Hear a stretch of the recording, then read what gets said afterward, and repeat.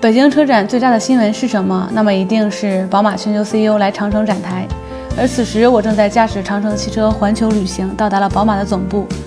宝马是德国人最引以为傲的汽车，当你看到满街的宝马汽车，就知道这句话是真的，让我不禁地感叹，宝马不愧是生产飞机发动机的。来到慕尼黑，一定要参观举世闻名的宝马总部，一睹壮观风采。